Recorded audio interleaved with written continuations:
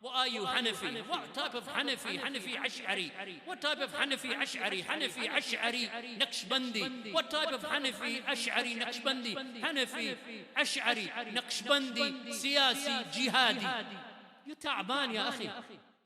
The Kitab and the Sunnah is understood as Abu Bakr and Umar and Uthman and Ali and Sa'ad and Sa'id and Abdurrahman ibn Auf and Ibn Umar and Abu Hurairah and Ibn Mas'ud radiyallahu anhum ajma'een. How those Sahaba understood the Kitab and the Sunnah is how we're supposed to understand the Kitab and the Sunnah. Without understanding the Kitab and the Sunnah through the lens of those men and those women from the Sahabiyat, then any understanding will be distorted and deviated, and it will go against that which it was intended by Allah subhanahu wa ta'ala. So this is the meaning of the statement of Imam Malik, that salvation and rectification lies in that straight path that they were upon. That is the Sirat al-Mustaqim. And all of the methodologies, all of the other manahij, creeds and orientations and these hyphenated ascriptions to the Sunnah. I am a Salafi Siyasi or a Salafi Aqlani. These hyphenated terms, Hanafi Sufi, Maturidi, Naqshbandi. All of these hyphenated, double-barreled ascriptions that they have. All of that is in opposition to the Kitab and the Sunnah. They're nothing but misguidance. They are Ahlul Bid'ah. And this is why you find that they say, I am Ahlul Sunnah, but with the orientation of politics. So I'm a politically orientated Salafi. Or he is a Salafi who is has this scientific, aqlani, intellectual orientation type of Salafi. So they always qualify what they're upon because they know that their orientation and their manhaj and their path and their way and the manner in which they extrapolate understandings from the Kitab and the Sunnah is not the way of the Sahaba radiyallahu anhum. This is why they qualify what they are, what they're upon. What are you, Hanafi? What type of Hanafi? Hanafi Ash'ari. What type of Hanafi Ash'ari? Hanafi Ash'ari Naqshbandi. What type of Hanafi Ash'ari Naqshbandi? Hanafi Ash'ari Naqshbandi Siyasi Jihadi. You ta'ban, ya akhi. What type of orientation is this?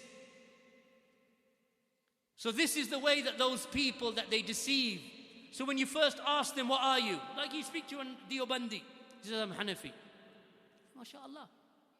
Ahlul Sunnah, we have no problem with the Ahnaf. We have no problem with the Shafi'iyya or the Malikiyya or the Hanabila. These are all madhāhib in fiqh. They're not madhabs in aqeedah. Only a jahil would say that being a Shafi or a Hanbali or a Maliki and so on, or the one who, inclines towards the teachings of Al-Awza'i or Zuhri or other than that these are madhabs in aqeedah or manhaj. They are not madhāhib in aqeedah or manhaj. The aqeedah is one. It is a united creed. It is a united belief. Their belief in Allah is the same. Their belief in the names and attributes is the same. Their belief with regard to the akhirah and the bridge over the hellfire and the erection of the mizan, the punishment in the grave and the questioning of the grave, all of them are united. With regard to the istiwa of Allah and the nuzul of Allah, the ascension of Allah and the descending of Allah, and the maji' of Allah, the coming of Allah, Yawm al-Qiyamah, with the angels row upon row. Ahlul Sunnah don't have an issue with this. With the sifat fi'liyah and the sifat dhatiyah, we are all united. All of the madhabs are united. This is why you find that the orientations of bid'ah today, that they hide behind these titles. What are you? I'm Shafi'i. What are you, ya akhi? I'm Shafi'i. Yeah, that's your madhab in fiqh. What are you? Aqadiyan. What are you? What aqeedah do you follow? Oh, I'm Ash'ari. Now this is what he's upon. Put the Shafi'iyah to one side. Because Imam Shafi wasn't Ash'ari. Imam Shafi died 204. Abu al-Hasan al-Ash'ari died 324. There's 120 years between their death dates. They never met each other. So you're Shafi'i in what sense? Meaning that you pray like him? You take his rulings in fiqh and fasting and divorce and marriage? Fine. As long as there's evidence for what he said, we don't have an issue with that. But the reality is that in your aqeedah, you're Ash'ari, meaning that you're Kullabi. That you reject the chosen actions of Allah subhanahu wa ta'ala, the actions of Allah that are by the will of Allah. You don't believe that Allah speaks word after word. You don't believe that Allah speaks to whom He wills, when He wills. You don't believe that Allah spoke to Musa on that occasion, at that time. You don't believe that Allah can be angry with a person and then be pleased with the same person the next day, because the time that Allah was angry with him, that he was a kafir, and when Allah was pleased with him the next day was the time when he became a Muslim. They don't believe this. So these are the Asha'ira.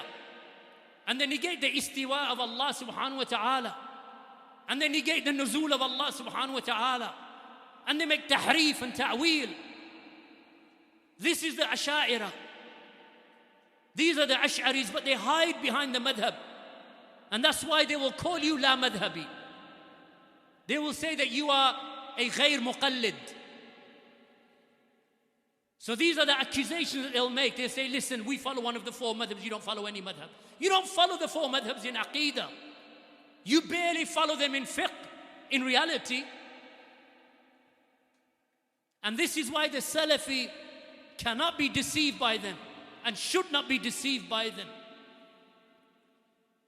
All of them claim attachment to the Sunnah outwardly, whilst they reject the usul of the Sunnah. What is the usul of the Sunnah? The usul of the Sunnah is its aqeedah. These are the foundations of the Sunnah upon which the creed of Ahlul Sunnati wal Jama'ah is built. This is the manhaj and the usul, the aqeedah, the tawheed, all of those affairs that are mentioned, including the arkan of iman, belief in Allah, in the three categories of tawheed, the belief in the angels, and in those characteristics and those qualities of the angels that Allah subhanahu wa ta'ala has mentioned, or the messenger mentioned, sallallahu alayhi wa sallam. Belief in the prophets and the messengers. Belief in the books that were sent to them, that all of the books that were sent to those prophets, they are kalamullah, they are the speech of Allah, uncreated. Allah spoke with words and letters and voice. So Allah speaks. These are the words of Allah subhanahu wa ta'ala. The Torah is the kalam of Allah, ghair makhluq. The Injil is the kalam of Allah, ghair makhluq. The Quran is the kalam of Allah, ghair makhluq. This is the usul of the deen. Our love for the Sahaba radiallahu anhum. Our love for the mothers of the believers, ummahat al-mu'mineen. Our desire and our belief that the usul, from the usul of this deen, is to have ittifaq, to have unity. Unity is from the usul of the deen of Ahlul Sunnati wal Jama'ah. It comes under the aqeedah. Some people, they think that the aqeedah just refers to the matters of the unseen, like the bridge over the hellfire, the punishment in the grave, and paradise and hell, and what is in hell and what is in paradise. Or the malaika, they say this is the aqeedah because you can't see those things. No, rather the aqeedah is anything that the Salaf radiallahu anhum in their books that they wrote down as their aqeedah. Sharh Usul I'tiqad Ahlul Sunnati wal Jama'ah. What is that except an encyclopedia of the aqeedah of Ahlul Sunnah and its explanation by Imam al-Lalaka'i. Sharh al-Sunnah, Usul al-Sunnah, Kitab al-Sunnah, Al-Ibana, Kubra and Sughra. What are these books? These are books that lay down the foundations of the creed, which includes the methodology and the manhaj of Ahlul Sunnati wal Jama'ah. So this is why Ahlul Sunnah, we call to avoiding all of those schisms, all of those sects that cause infighting between the ranks of the Muslims. And they have a nerve to accuse Ahlul Sunnah and accuse the Salafis that Salafis divide the Ummah. Rather, it is you who have divided the Ummah with your schism. It is you who have divided the Ummah with your separation and division, and you're setting up of principles that the Sahaba radiallahu anhum were not upon, and the Tabi'een were not upon. So the Muslims are commanded, and this is what we call them too, that they return to that which Allah subhanahu wa ta'ala has commanded them with, and that which the Messenger of Allah alayhi salatu wassalam commanded them with, and that which the Sahaba were upon in their understanding.